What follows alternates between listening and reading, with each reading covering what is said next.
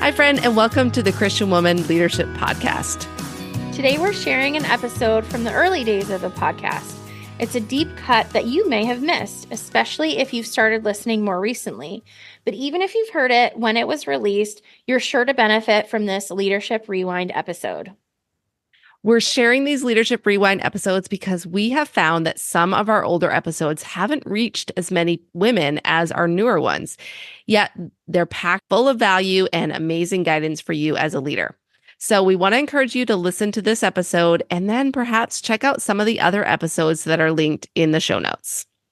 One quick note, you may hear us or our guest mention resources in this conversation. And since it's from several years ago, some of those resources may not be available at this time. We hope you enjoy this Leadership Rewind. And if you find it valuable, please share it with a friend. Welcome to this episode of the Christian Women Leadership Podcast. I'm your host, Esther Littlefield, and today I am joined by Barbara. And Barbara, thank you so much for joining us on the podcast today. Oh, it's nice to be here. Thank you for having me. Thanks. Yes. So Barbara and I have actually connected on Facebook, and this is the first time we have gotten to talk in person, but she has been doing some amazing stuff in the world of ministry and church life. And so I'm really excited to chat with you today, Barbara, and hear more about your leadership journey. So can you just start us off by telling us a little bit more about yourself? You got it.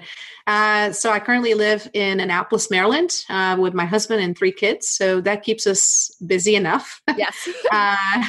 And I was actually born in Brazil. So my family moved to Portugal when I was 10. So I was raised in Portugal, and that's where home is. If you were to ask me where home is, that's where it is. And I've owned businesses since, I don't know, honestly, I feel like I've been working since the age of 15, trying to do things on my own.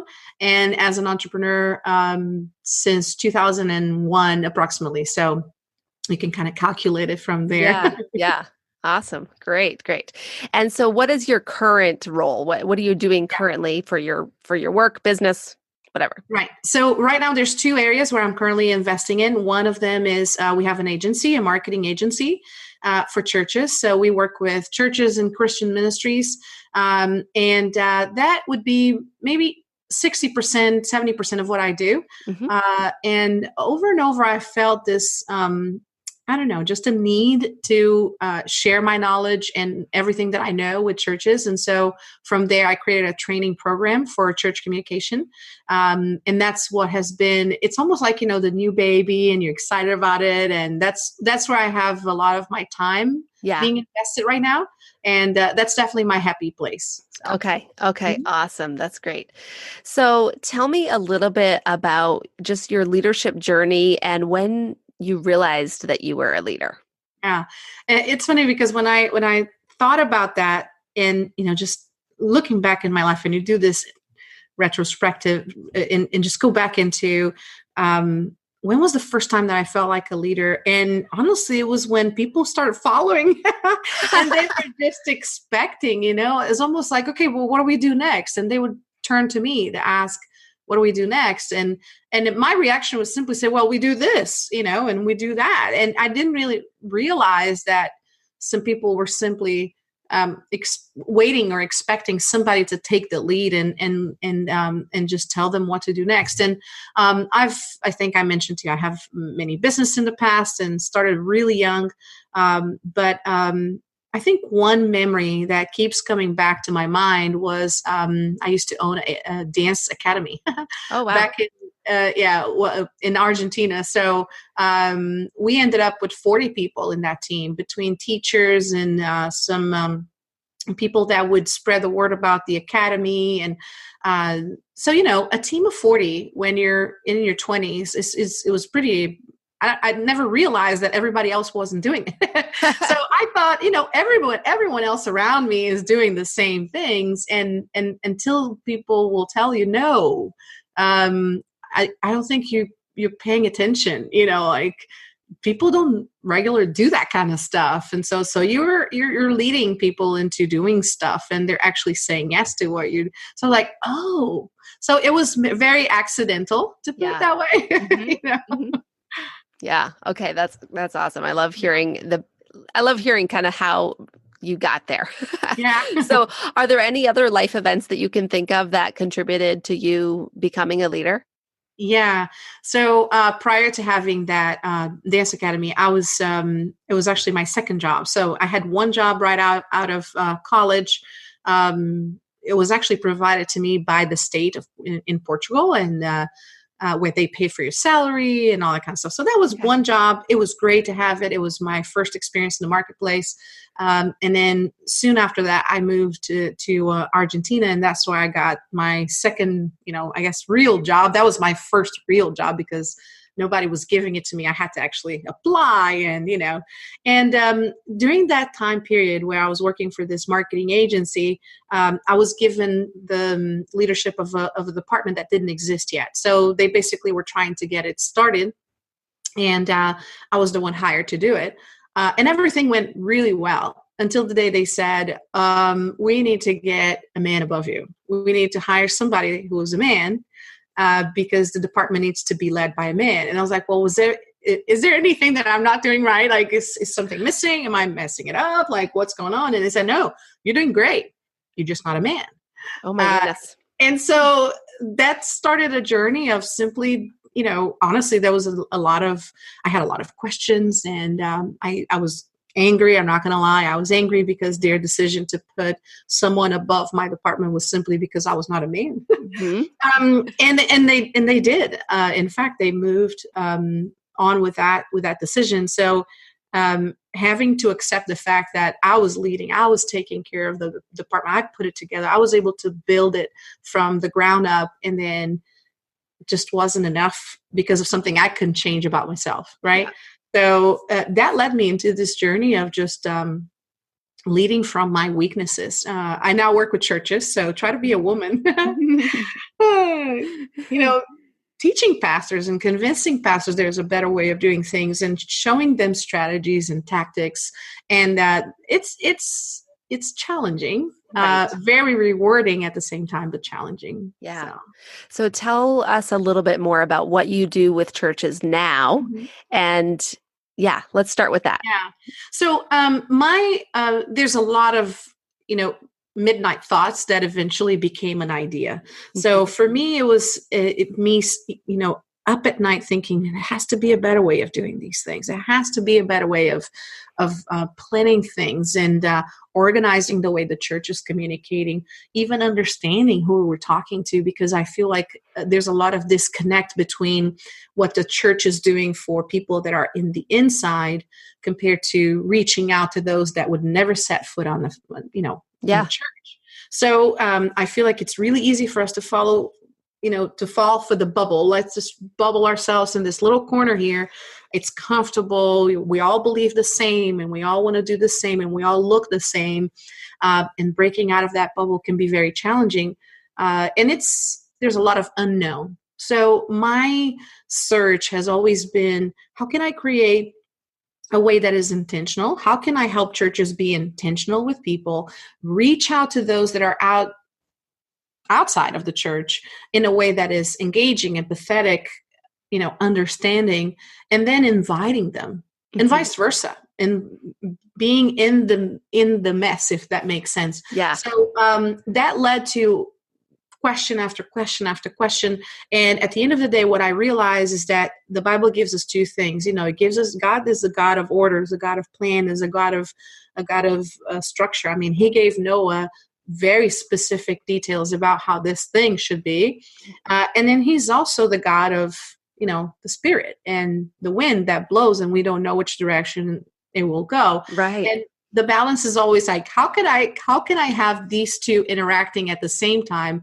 And I feel like churches either fall for only spirit and no plan, or only plan and no spirit. Mm-hmm. So I want to be that person that just helps you navigate this. And, if you're planning too much and you're not allowing God to move, gosh, we just need to go back to praying, Let's just go back to praying. There's a little bit in the Bible about the importance of prayer, right? Right. So pulling them more outside of the just execution and no spirit.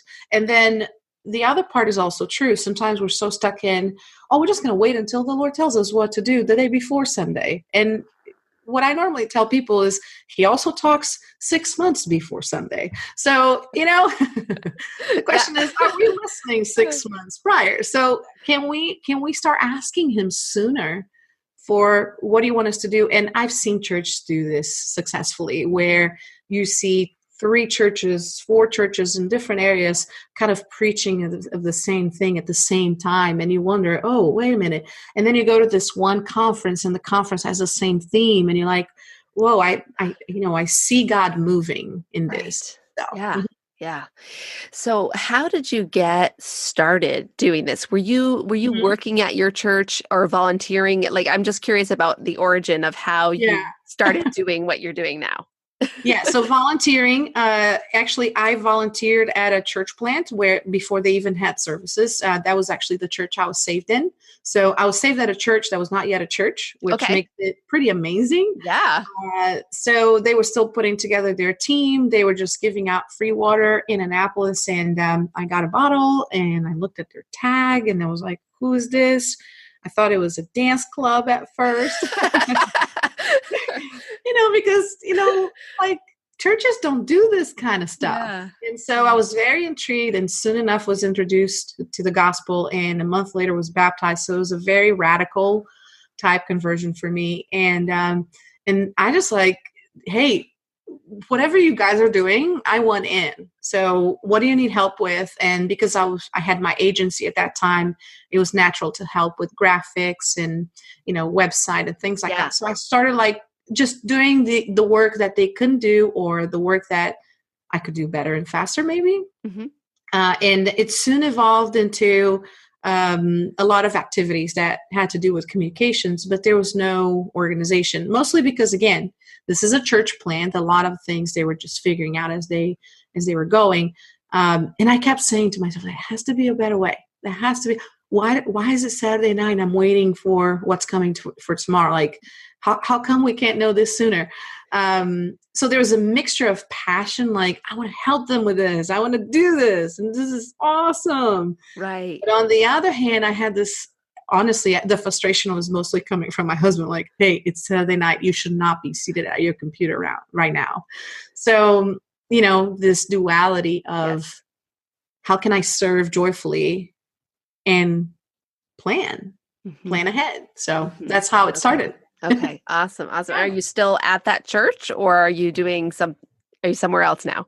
No, we're actually at a bigger church now. But if funny enough, I work for a bunch of churches. I help a lot of churches and we're just volunteered at our church as well. So I'm not staff there, which I think is a good thing. Yeah. So I get to attend my church with my family and then we help a bunch of other churches around, the world. Yeah. Okay. That's amazing. All right. Love it. So you mentioned, the challenge of, as a female working in the church world, we know there's a lot of men, a lot of men pastors, amazing, and amazing people. But what are some of the ways that you have found to be, what are some of the challenges? And then what are some of the things that you've done that have been helpful in your role and coming into a church team as a female? Okay, so challenges. I feel like we're not heard. I really do. I feel like sometimes I will say something and it's like, okay. And then here comes someone else and says the same thing. And it's like, oh, we should totally do that. Mm-hmm. And I was like, I know. I told you that. I've been telling you that for a while. So I don't feel like there's an immediate, receptivity to just what we say. Mm-hmm. I don't think it's out of intentionally deciding we're not going to listen to women. That's not what I believe is behind it. It's just a matter of habit. So it's a habit that we're trying to break. Yeah. But on the other hand, I think the biggest benefit though, and what I've seen happen over and over is that, and I don't know if this happened to your family or not, but women are the one deciding which church we'll go to. So if you're a pastor at a church, chances are it's the women around you, the women in your neighborhood that are making the decision of first, they're the ones Googling. They're the ones going through all of the websites. They're the ones checking the kids' ministry. They're the ones even trying to check the kids in before they get there. They're the ones getting directions to the parking lot. And obviously the husband will have a saying on it. Yeah. But at the same time, I would say a big chunk of the decision-making processes is through the women. So I can bring in perspective that they can't ever understand. So in that, I believe that little by little, we have been able to see pastors just pay attention. And not just pastors, like leaders in general, just pay attention and recognize, okay, I may never understand how a woman will interact with a website or how, what matters to her. And I'll be honest with you, things that matter to me in a church are very different than the things that matter to my husband. I'm hoping the church can accommodate both of us and our kids, but they're different, right? Like, I know, for example, I want to go to a church that has a lot of things happening for women. I want to go to a church that has a lot of women to begin with. My husband wants to go in and out anonymously. He doesn't want to interact with people until he's like at a higher level of going on for him. So he wants to go in and out anonymously. I want to go in and start to talk to all of these women. So, you know what I'm saying? Like we have different needs and in interests. And so the pastor needs that perspective. The leaders of a church need to understand how women are interacting and making decisions, because if the church doesn't resonate with me, I'm going to advocate for something else at home and say, I didn't quite like it. Let's try something else. Right. So there's a strong voice at home for that. Right. Mm-hmm. Yeah. So having your voice as part of the conversation, I think, is what you're saying, and having women be able to speak into how are we looking to reach our community? How are we looking to reach out to people who don't know Jesus yet? Is so important to have that voice at the table. So absolutely. Yeah. Okay. Awesome. So Barbara, I know you have this other side of your life with the business. I mean, we've been talking about that, but as a business leader, a big thing that we have to do is learn how to set goals and accomplish goals and hit targets and things like that. So I would just love for you to share, as we're talking about goal setting during this time period, what are some of the ways that you have found to work in your own life and in your business for reaching goals that you're setting? Right. So, goals are funny because we tend to be very ambitious with our goals. We all want to lose 30 pounds in a month. Right. Because, if you lose just 5, it doesn't count. Like if you lose, it doesn't count. You probably can't see just 5 pounds down, but you can definitely see 30 pounds down. So we tend to set our goals as these huge mountains in front of us. And I'm not saying there's anything wrong with ambitious goals. And I believe that God is always prompting me to think bigger and dream bigger, because then I can get outside of my comfort zone and let him do it. Yeah. But from a practical standpoint, if I keep giving myself these really big goals that I have to achieve on my own, and then there's disappointment there because I didn't get there, chances are I'm going to be demotivated, and chances are it's going to take me a lot longer to get back on like, oh, okay, I need to get set this goal again and try doing it again. So some of the things that I've learned, and I have to give props to John Acuff with his book, Finish, which was fundamental in my understanding of, what perfectionism does to you and setting really big goals that you can't accomplish. One of the things he says is like, cut your goal in half. Okay, so instead of me saying I want to lose 30 pounds, I can say, well, 15. Okay, 15. So what happens if I lose 17? Not only I get the boost for accomplishing the 15, but I get this extra like, man, I went above and beyond. That's going to give me the energy to actually keep pushing, because now I don't want to go, I have this Hulk power that comes out of nowhere. Right? It's like the momentum has started. Yeah. So now you feel like a superwoman. Where the opposite is also true. When things demotivate you, you don't really wake up and be like, okay, I'm going to kill it today. It's the opposite. It takes a long time to get the courage again to restart. So I want to keep my goals where I don't have to restart, where I can keep pushing. So I remember telling my husband, you know what? Everybody tells me I need to walk 10 10,000 steps a day. I'm going to walk 5,000 steps a day. And I'm going to be happy about it. And I'm going to see how long I can keep this up. And guess what? In some point in time, I realized I was able to get 5,000 without much effort, which then gave me the push and the motivation to say, you know what? I feel like I'm ready now. Now I can start pushing it up to 7,500. And this is obviously I'm giving you examples of fitness and walking because that seems to be the hardest one for me. But in my business, I have to apply the same way. So if I say, I want to work with 10 businesses in the next quarter, 10 new businesses in the next quarter, is that really achievable? Is this something that's just going to drain me? Or can I execute it in a way that will boost whatever the next stage is after that? So I try to keep them manageable. And the second one is really accountability. Like, who's asking you, are you doing this? Yes or no? My Fitbit keeps me accountable for the steps. So if it's getting to midnight and I'm like, this thing is going to know that I didn't reach the whatever step, right. And it's going to be recorded forever. I can't change it once it hits midnight. There's this extra pressure from the outside. It's not just my own mind, because my mind was saying, tomorrow, So I need to have an external something, hopefully somebody. Mm-hmm. And let me tell you, spouses don't count because they will, we'll just create excuses. The kid was sick, right? So we'll create excuses. But if there's someone else that you can say, you know what, I just want you to check in with me once a month. This is what I'm trying to achieve. I just want you to ask me, did you do it? Yes or no?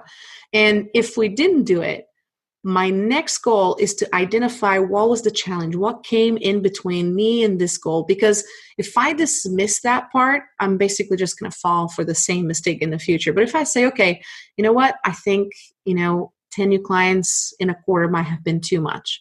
Or I just didn't dedicate enough time to it. I just kept, days just went by and I didn't really put any effort into it. So I know what to correct. Yeah. Right. That's awesome. Mm-hmm. Great. So I think that another thing that happens with those of us who are driven and multi-passionate, like we have a lot going on and you've got a lot going on. You're running a business, you're volunteering at your church, you have 3 kids and a husband, right? Yeah. So one of the challenges is just juggling all of that and keeping everything afloat, right? Mm-hmm. So can you share if you have any habits or routines that help you to manage all those roles that you are, that you're balancing in your life? Yeah. So, I've chased this idea of balance for so long, to a point where I start hating the word. Mm-hmm. Like, okay, everybody keeps saying you need to find balance, and I'm starting to hate it. And I don't use that, I don't use that word often, like hate, but it became this like, oh, I know. I need to find balance. I know. And for me, the realization, Esther, was it's hard to balance because when you think balance, everything needs to be perfectly aligned. And it's hard to balance when life hits, when kids get sick, when another baby comes, when, my husband is now on a mission trip for 3 months. So it's like, that's not a normal month for me. No. Like I went from 4 hands to 2 and injured my thumb in the process. So I'm like, okay, God, I'm going from 4 hands to 1. That's just not funny. Anyway, so this to say, like, when I think balance, there's this expectation that everything needs to align perfectly. And I had to let go of that. I had to say, it's not going to be balanced. It's going to be manageable. It's going to be something that is not stressing me out. So if there's an area of my life that's stressing me out, I need to correct that area. And that may represent sacrificing a little bit on the other ones. As a, entrepreneur, it's really easy for you to just dedicate a lot of time to your business. Why? Because if I'm an entrepreneur, that means I'm going to work in something I love. And if I love it, it doesn't feel like work. So often, most of my time will go in that direction and I don't even realize. I was like, man, I've been working for 18 hours and it's been awesome. Right. But your kids see you working 18 hours. Yeah. that's the part they see. Mhm. So, if all they see is the back of my computer and the back of my phone, then that's not a good thing. Right. And so for me, it has always been like, okay, am I being present in all areas? Am I participating in all areas? And what I have found recently is that in big conviction for me from the Lord is just like, can we cut off the fat? Can we remove things from your business? They're not really moving the needle. They're just fluff, and they're keeping you busy when you could be using that time over here. And again, I'm still happy doing the other things that will move the needle financially, will continue to give me that satisfaction, doing things that I love. There's a lot of little things that just eat up time, and I can't multiply my time. So I need to be wise with how I spend it. So I feel like what the Lord is telling me is just be wise, just how you spend. Oh, let me give you something that I've been implementing. You know how Dave Ramsey talks about the debt snowball. Yes. So you basically start with a smaller amount of debt, and you the credit card that has the smaller amount, and you pay that one off, and then you move on to the next. Well, that's counterintuitive because the world tells you go for the big one and go for the one with a higher interest rate, and he's saying no. Start with a little one, gain momentum, feel excited, check that one off, and then move on to the next, and then the next, and then to the next, and you create this snowball. So what he's doing with money, I've been trying to do with time. So I'm removing little tasks and say, okay, well, I don't need to, send an email to my clients about this particular issue. I can actually automate this thing. So now I'm saving 30 minutes in a week. What am I going to do with those 30 minutes? So basically snowballing my time in a way that I can grab from here, apply it at other areas that need it the most without sacrificing the business. Yeah. So that's what I've been doing to kind of keep it manageable, not balanced. Not balanced, right. Yeah. And I always hesitate to use that word too, because I totally get what you're saying. I don't believe that we can, that we're going to be at perfect equilibrium in all areas of our life. Like that's not realistic. But I think, like you said, that you want to be able to be present with your family, right? And but you also love your business and you love what you do. And I think that's something that a lot of our listeners deal with, is that they love what they do, whether it's work, business, church life, and it can be easy to let that take over your whole life if you're not careful. So I love the idea of the time snowball. I'm going to have to think about that, because I think a lot of times we spend our time on things that aren't, like you said, they aren't really moving the needle forward, or they aren't essential, or we're doing them 5 times during the day when we should just do it once a day. Right. Yeah. So save some time that way. Awesome. Okay. So if you could think about what advice you would want to share with a younger leader, maybe someone who's just starting out in ministry or in their career, what would you tell her? Yeah, I would say find a mentor, find someone that is willing to let you sit on their shoulders and just observe, ask questions. And I'm not saying a coach. I feel like a coach is that person that will cheer you from the outside. A mentor is someone that is in the trenches. He's like, that person is doing it, what you want to do. And they're just taking you along, and just being able to pop the hood together and like, okay, let me see how you do it.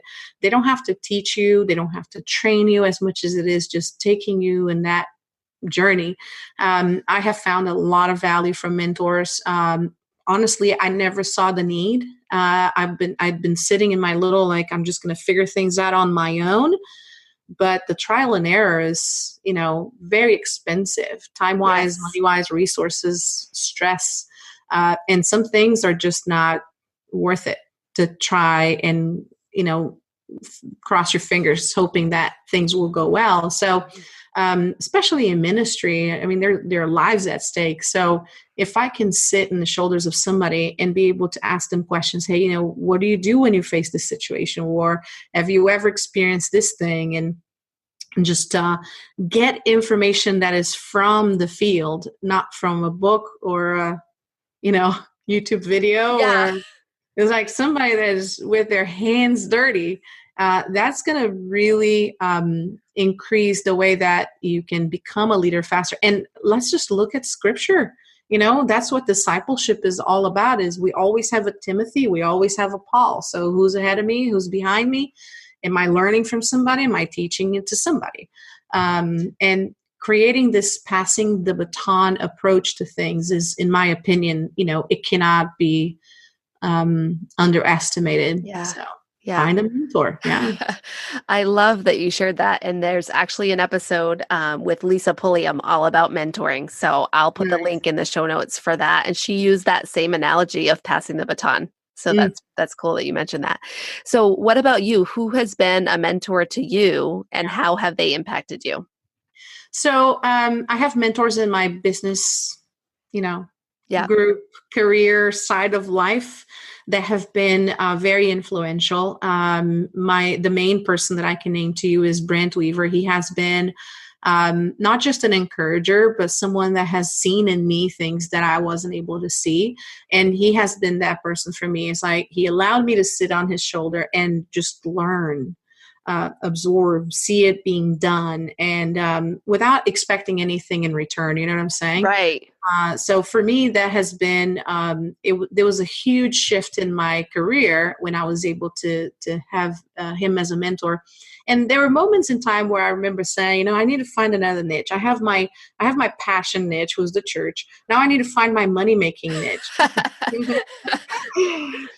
And he looked at me and he said, what makes you think that people in the church wouldn't pay for the services that you, like, for the things that you know and what you do? I was like, I don't know. They just don't have the money. I was like, have you ever show them the value? Have you ever show them the value, Barbara? And I was like, I don't know. How do you do that? So, questions that were so, I've never asked myself. So he was able to say, you know what? Stop talking to people from the what that you do. Like, I do websites or I do blank, and start talking to them about the why you do them and see what happens. And that changed everything for me. So to the point where it's rare for me to feel like I'm even selling, because I feel like the conversations I have with people that work with me are more based on, helping first. Like, how can I help you? What is it that I have that can change things for you radically, or, reduce the amount of time it would take you to figure something out? And at the end of the day, there may be a money exchange or not, but the relationship is based on helping first and not selling first. Yeah. So. Yeah. I love that. So important. And I think that like you said, that just having that mentor to give you insight that you didn't have in and of yourself is valuable beyond words. So awesome. Yeah. And courage and confidence. I feel like by ourselves, our minds would take us to a place of seeing all of our weaknesses and living off, like feeding our fears, and somebody from the outside has the ability to see it differently. So we're stuck in this bottle, and we're inside the bottle trying to read our own little label. And it's so much harder than if somebody comes out and say, let's look, this is what I see when I see you. And that can give you that extra confidence that you need to just take the world, Yeah. And going back to what we were talking about before with goal setting, having a mentor to help you with that is helpful as well, because they're going to do the same thing with your goals. Is they're going to challenge you on whether or not that's a realistic goal, or whether maybe you're setting your goal too low because you don't see in yourself what they see. So that can be helpful there too. Yeah, that's true. Awesome. So Barbara, I'd love to hear a little bit about your passions, because I find most of the women that listen and that I talk to, tend to have multiple passions. They like doing a lot of different things. So can you tell us just a little bit about your passions and maybe how you like to spend your free time, if you have any? Yeah, right. That's the question of the year. Like, what do I do with that free time? Well, first I need to find it, because with 3 kids, it's quite hard. So I used to paint a lot. I've always been surrounded by artistic stuff. So I think that even taking the route of being an agency owner has, came from a place of wanting to be artistic somehow. Dance has always been a passion as well. But those have kind of taken a back seat for a while. So my artistic expressions nowadays are more, again, in stuff that we design for our clients and hosting. I love hosting. Like I could host people in my house every single day. My husband would not let me do it. But I would do that every single day. And I'm, like Pinterest fanatic. I just love looking for ideas and then implementing them, fail some of them, and then, perfect them. So I just love hosting people and cooking and things like that. That's where I'm a very happy person in that. Even more than, people tell you like, go to the beach and read a book. I was like, that's just too boring for me. Like you put me in, just bring me 40 people to my home and I'm happy.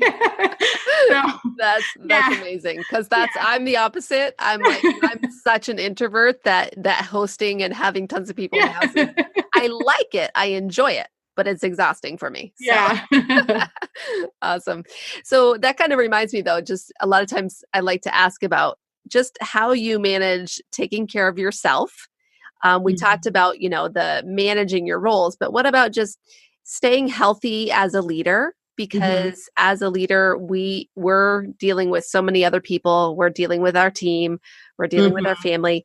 How do you take care of yourself and make sure that you stay healthy?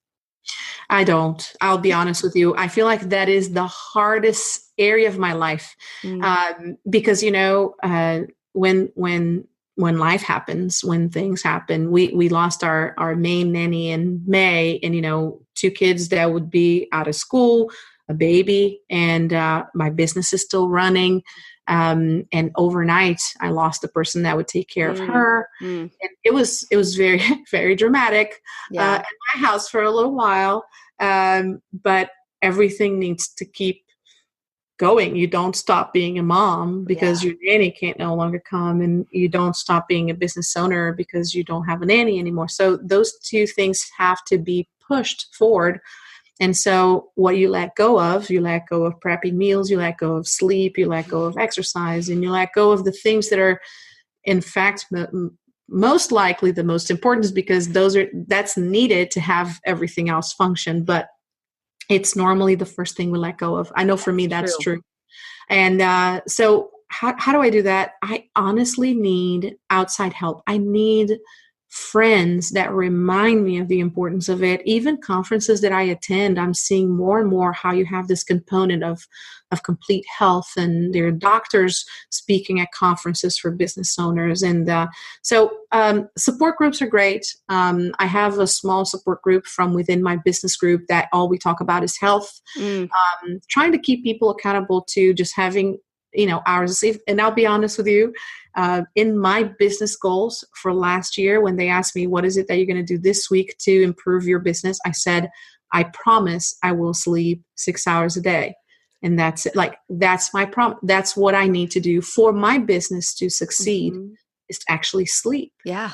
So that was my accountability for last week, believe it or not. I love that. And I just thank you for being honest, because I think a lot of times, people look at leaders and they think, oh, okay, she has it all together, right? She's got all her together. self-care routine down. She's getting up 2 hours early before the kids are up. She's reading her Bible for 4 hours. She's doing, all those things. And that's a lot of times just not reality. Yeah, but like you said, sometimes it's just, okay, I need some outside help with this. Yeah. And you I think there's 2 things you said there. One is that you have a nanny, or that you had a nanny. Did you find somebody to replace her? We do, yes. But it wasn't until September. So we had 3 months in the summer with no help. Right.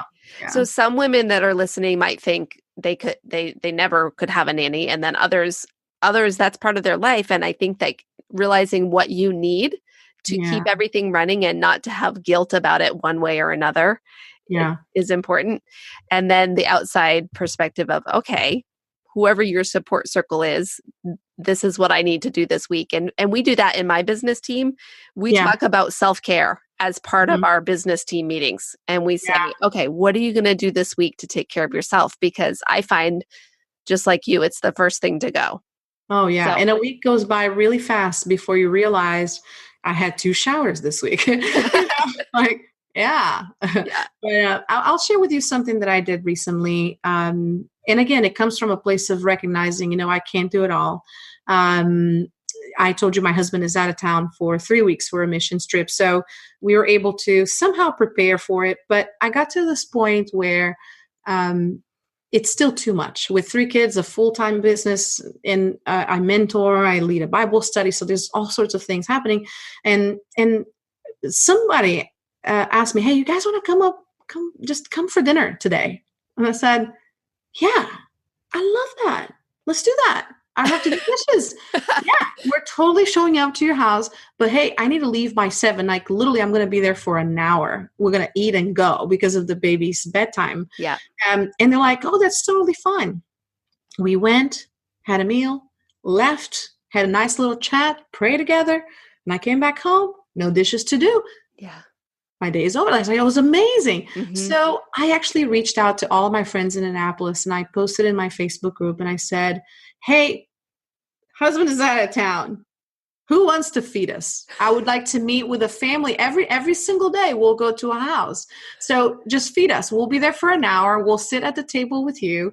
We won't bug you. It's not going to be like a 5-hour, we're just going to sit down. When you eat, we'll sit down and eat with you. We'll chat, catch up, and then we'll leave. And I got people to feed us every single day until my husband comes back. Oh my goodness. That's amazing. Yeah.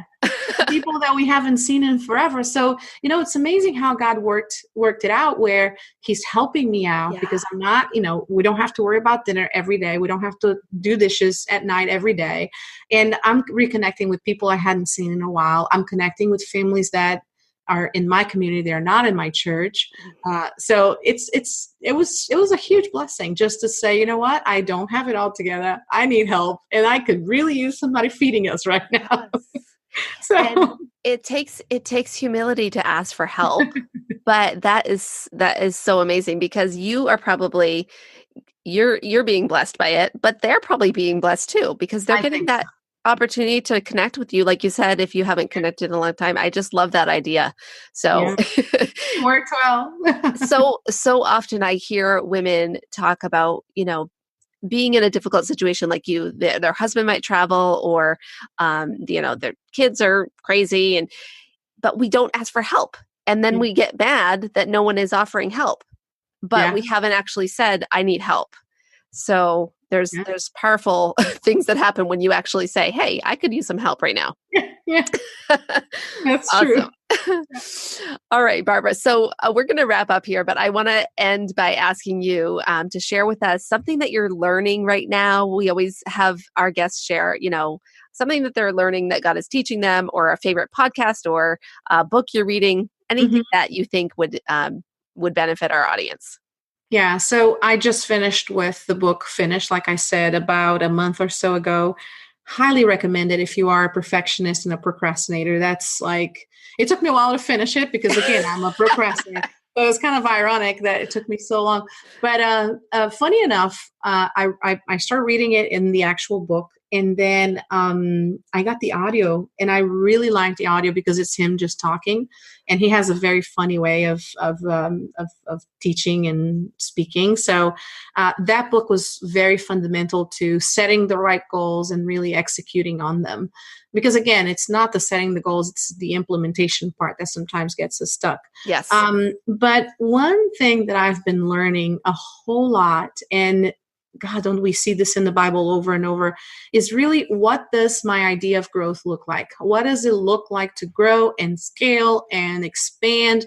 And we tend to think it has to mean bigger numbers, like more employees or more projects or more money or more whatever. And I feel like the Lord is showing me the opposite. Like, you can grow by actually removing all of this extra stuff that is not really doing anything for you.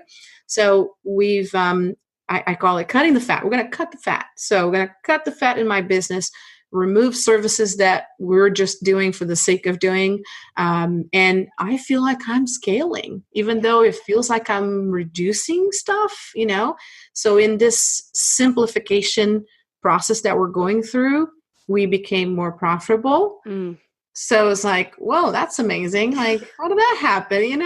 So, our view of growth is so, and we have a kingdom view of it. We have to have a kingdom view of what growth looks like. And not always it's going to mean more money and more whatever. Yeah. And when churches multiply, they decrease in number, right? So if a church is sending people out, they should be decreasing in number. Yeah, that's a good And point. that's how I see it. So who am I multiplying? Right. Yeah. And I think that principle goes, it just can be applied in so many ways. Yeah. And a lot of times, and I struggle with this too. I think it's a phenomenon that's happening in a lot of, for women especially, feeling like we have to do all the things. We have to be doing everything. And the more things we do, the more productive or spiritual or growth we're going to have, right? But like you said, a lot of times it's actually doing less, but doing it more effectively where we see the growth. Yeah, that's where I'm going. So I'm hoping that I'll be able to report back a year from now and say, I would love to hear that. Yeah, that's awesome. Yeah. All right, Barbara. So let us know, where can people connect with you? Is there anything on your website or, just anything that you want to mention that might help those listening today? Yes. So I love talking to people that are either entrepreneurs or business owners. So if you feel like you're stuck and you can't really figure out what's that next step, I'd love to talk to you. So you can get a free consultation through my website. It's wordrevolution.com. So not world, but word, WORD, revolution.com. And if you're somehow connected to a church, we do church communication training as well. And that's through 412lab.com. But again, you're always free to reach out to me through Facebook. That's where I spend a lot of my time. So you'll always find me on Messenger if you just want to chat and exchange some ideas, and that's it. Yeah. Awesome. Yeah. We'll put the links to all those in the show notes as well, so people can click right through and connect with you. So thank you again, Barbara, for taking the time today to chat with me. And I know that everyone's hopefully gotten some great tips from you and hearing your story. So thank you. Thank you. Thanks for joining us on the Christian Woman Leadership Podcast. If you enjoyed this episode, would you consider leaving us a rating and review in your podcast app? This helps more women just like you find the podcast, and it also helps them to know whether the podcast would be a good fit for them. Just go to the show in your podcast app, then scroll down until you see the option for ratings and reviews. From there, you can tap to rate and write a review. It means the world to us when you take a couple minutes to do this, and thank you so much to everyone who has left a review. Now, don't forget, your leadership matters, and it's time for you to embrace your gifts and lead with confidence.